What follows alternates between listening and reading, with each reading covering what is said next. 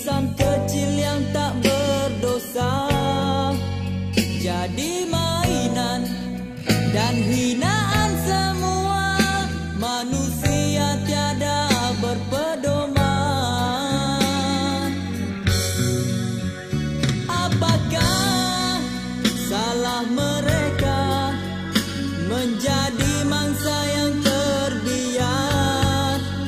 Dia disiksa tanpa rasa simpati, hanya melihat darah merah mengalir ke bumi. Sengsara kan terasa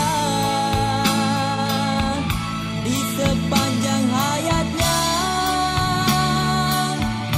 Tangisan tak bersuara, insan yang sekecil itu merasa beritnya derita, ditanggung jua.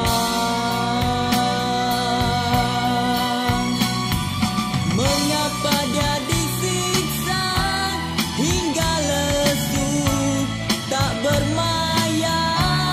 Haruskah kita menyaksikan penderitaan pada mereka? Apa nasib mereka jika ini masih terjadi?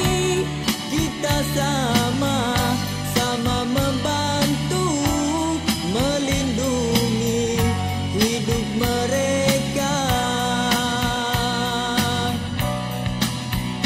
Mereka perlukan perhatian, bukan penyiksaan yang diminta. Berikan kasih dan belayan mesramu, moga diberi petunjuk dan hidayah yang sejati.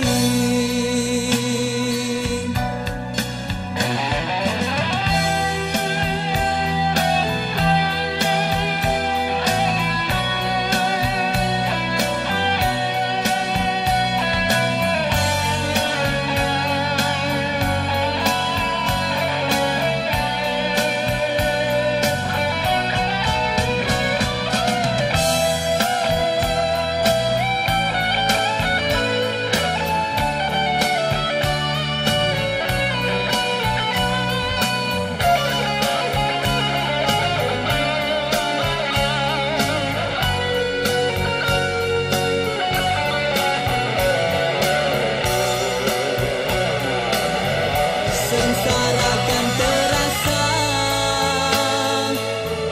di sepanjang hayatnya.